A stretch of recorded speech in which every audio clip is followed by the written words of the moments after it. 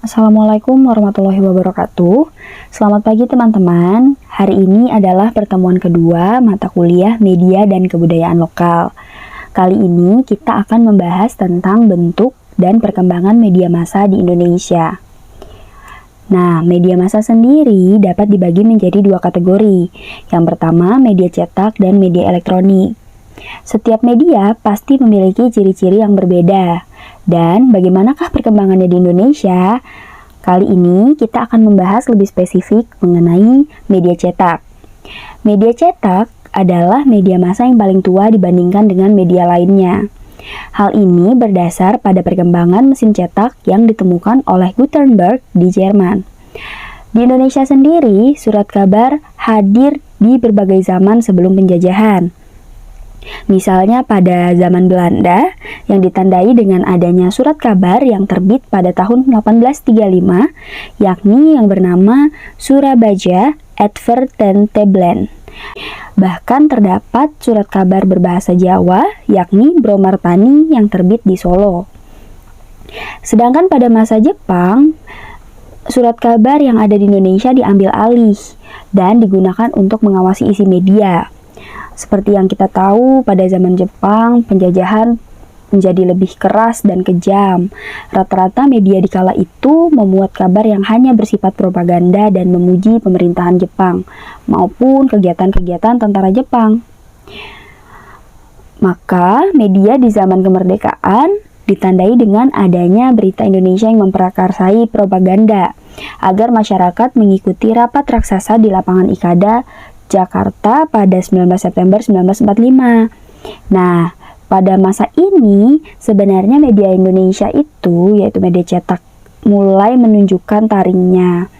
Di mana di zaman Orde Lama muncullah setelah adanya dekret Presiden 5 Juli 1959 bahwa terdapat larangan politik, maka pers juga dilarang. Ada banyak media yang harus berganti nama dan ada pula yang mau tidak mau menjadi media yang dipropagandai oleh taktik licik PKI di dalamnya. Pada zaman Orde Baru, surat kabar kembali menjadi jati diri, di mana mereka mampu bertumbuh kembang dengan pesat. Namun bagi media-media yang nakal pada pemerintah, diberikan ganjaran berupa pencabutan surat izin usaha penerbitan pers. Nah, pada zaman revolusi, reformasi, muncullah kebebasan berekspresi melalui media massa. Jadi sebenarnya pada zaman reformasi sendiri, ini adalah dua sisi mata pisau yang bisa positif dan negatif. Walaupun ada sisi kebebasan berekspresi yang membuat masyarakat menjadi lebih pandai dalam mengelola media, namun memang ada beberapa hal-hal memprihatinkan yang sudah dibahas tadi, bahwa ternyata tingkat keprihatinan atau perhatian masyarakat terhadap pekerja media itu sangat rendah. Majalah sebagai media cetak juga mengalami hal yang sama gitu. Salah satu nilai plus dari majalah adalah segmentasi dan kategorinya yang memiliki kekhususan. Seperti perkembangan surat kabar tadi, sebenarnya majalah juga mengalami banyak sekali proses gitu ya, hingga pada saat mereka bisa memunculkan kategori-kategori yang dinilai unik. Di Indonesia sendiri, kita punya banyak sekali segmentasi-segmentasi majalah atau kategorisasi majalah, seperti adanya majalah berita, ada majalah keluarga, majalah olahraga, majalah musik, majalah agama, dan lain sebagainya. Nah, lanjut ke media elektronik. Media elektronik ditandai oleh hadirnya radio siaran. Radio adalah media elektronik tertua dan sangat luas. Radio dan sejarahnya di Indonesia menjadi titik terang bagi berbagai peristiwa penting yang terjadi. Pada zaman Jepang misalnya, mereka melarang warga Indonesia mendengarkan siaran luar negeri. Tapi karena rasa ingin tahu oleh para pemuda menjadi semakin besar, mereka rela melakukan kegiatan sembunyi-sembunyi untuk mendengarkan siaran luar negeri, dan pada akhirnya berhasil mendapatkan informasi penting terkait informasi dari Jepang bahwa mereka menyerah terhadap sekutu. Nah, radio siaran ini pada zaman kemerdekaan menjadi salah satu turning table di mana mereka bisa membangun pemancar gelap, yaitu Radio Indonesia Merdeka, yang ditandai dengan proses penyampaian pidato mengenai kemerdekaan oleh Muhammad Hatta ke berbagai pelosok negeri. Nah, akhirnya 11 September diperingati sebagai Hari Radio Nasional setelah diadakan pertemuan khusus. Sedangkan di zaman Orde Baru, RRI adalah satu-satunya radio milik pemerintah hingga akhirnya dibuatkan RRI Regional yang membantu proses distribusi informasi dari pusat kala itu.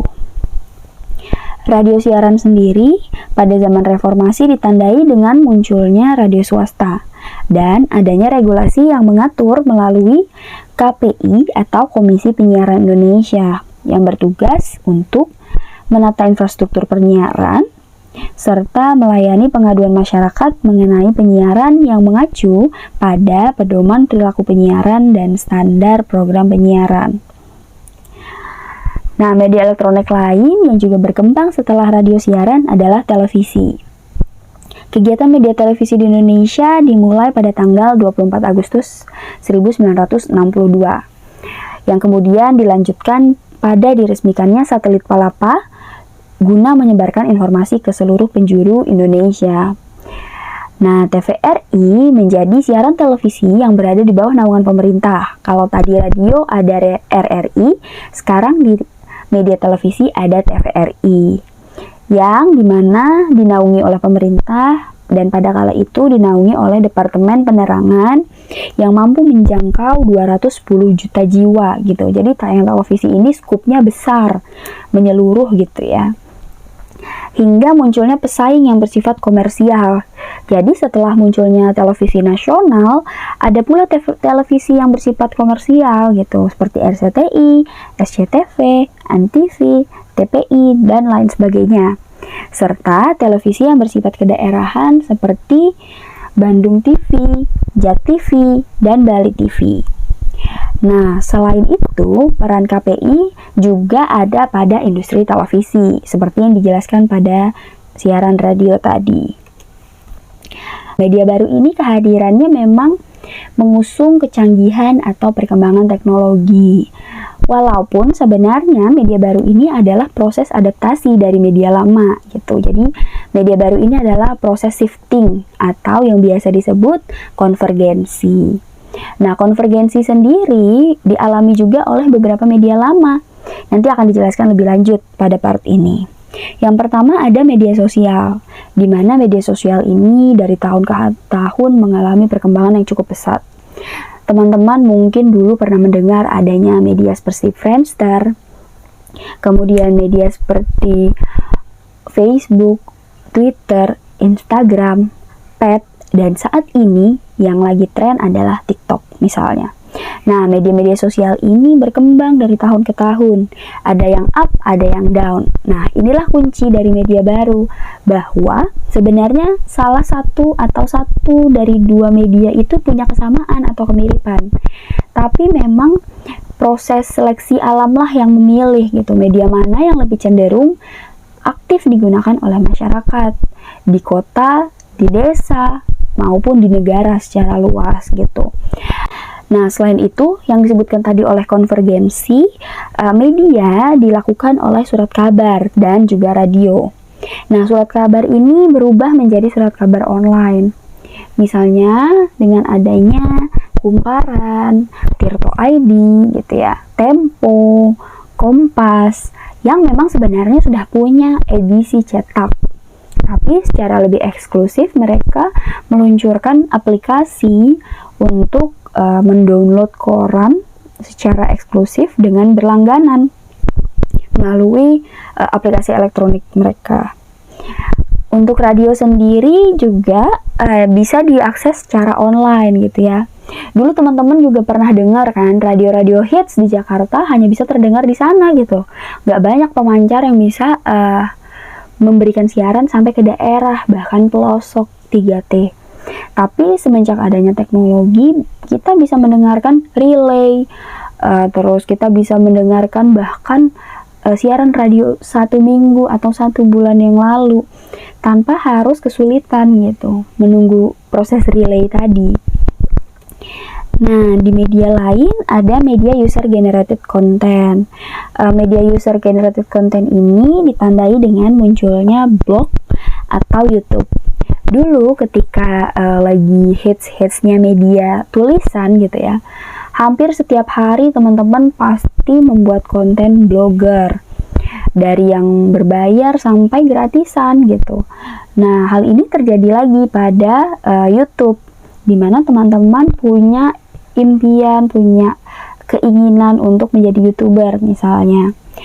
Kenapa disebut user generated content? Karena yang mempergerakkan media ini adalah halayaknya gitu, adalah user atau penggunanya, bukan media itu sendiri gitu. Bahkan kita bisa lihat konten-konten YouTube terbatas yang milik YouTube-nya sendiri ya, tapi dia memfasilitasi kita untuk membuat konten.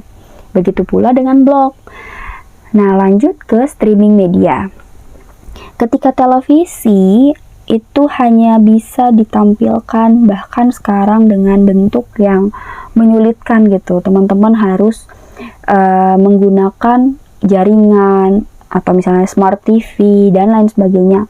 Sedangkan streaming media sekarang berperan lebih pesat dengan adanya Netflix misalnya, Viu dan Hook.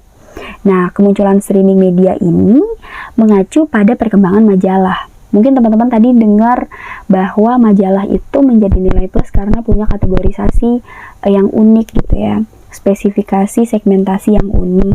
Mereka menyasar pada topik-topik khusus, contohnya tadi yang ranah keluarga, agama, otomotif, dan lain sebagainya.